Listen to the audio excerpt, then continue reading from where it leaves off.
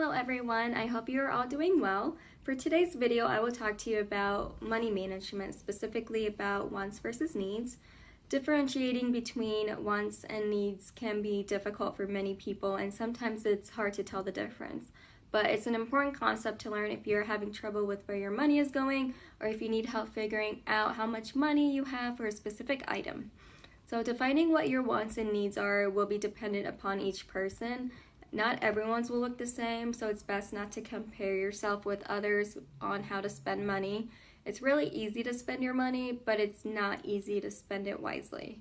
It's really important to learn how to manage money, especially during tough economic times such as the one we are currently in.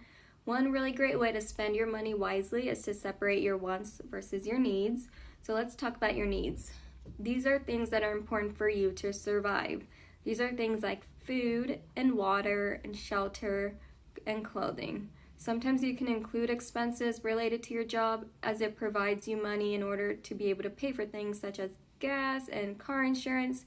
You can also include health insurance as you need it to stay healthy in order to go to work. So wants are those things that are nice to have, but you can actually live without it. These are things like entertainment, traveling, eating out at nice restaurants, and having designer brands.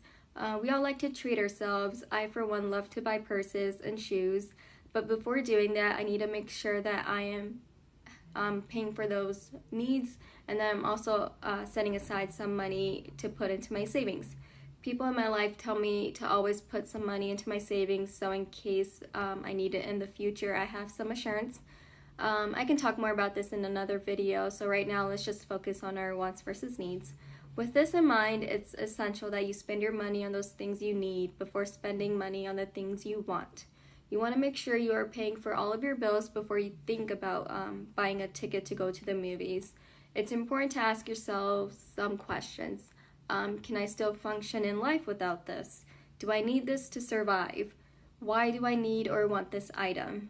Do I already have something similar? Will something bad happen if I didn't have this?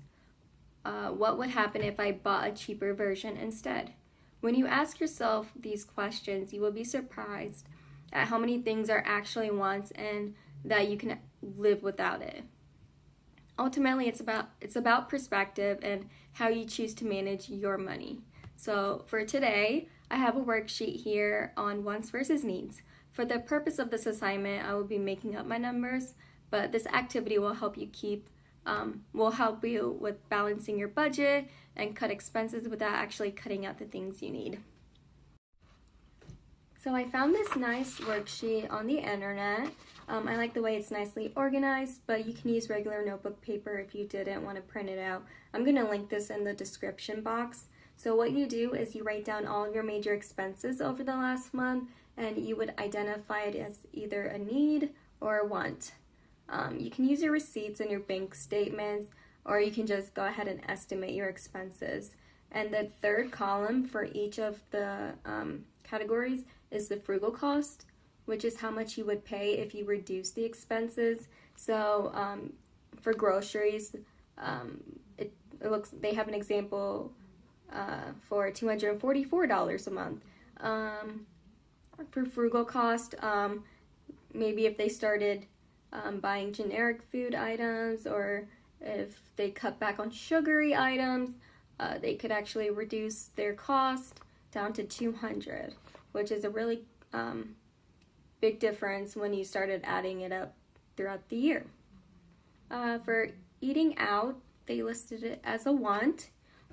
It looks like they spent like $200 each month, but when for frugal costs, they have $80, so they probably started cutting back on certain foods, or maybe they didn't buy the appetizer or dessert. That's just a few different ways that they probably got to $80 for frugal cost. So what you want to do is just add it up and kind of total it at the bottom and see where all of your money goes. And this is just one really great way you can keep track of your money. So after completing that worksheet, there's this Venn diagram one where you put all of your needs here and all of your wants here, and in the middle there's this new category called wish. And your wishes are your financial goals for the future. So these are items that you desire and may actually need down the line, like a car or a home. And this is just another way for you to keep track of everything and making sure you are ultimately trying to strive for that goal in the middle. So I kind of briefly went over mine. So groceries, gas, clothes, I pretty much pay for. Everything else, I have family members.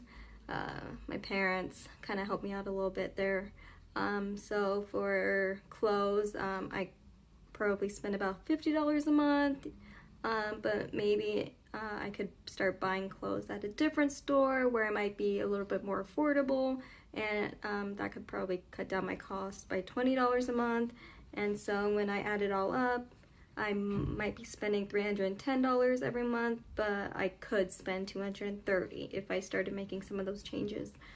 For wants, eating out, and self-care are some of the things that I thought of.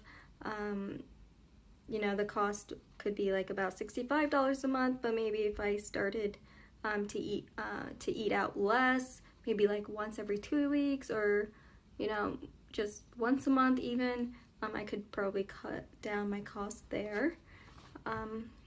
So after doing that, I filled out my little Venn diagram, and one of my wish is a smartwatch, and I think this is really useful for me because this way I don't have to always take out my phone if it's in my purse or in my pocket when I'm seeing clients or something and I just need a quick glance. I can just look at my wrist for like a quick message, or you know, I feel like this for me is definitely useful. Try it out, see what you think.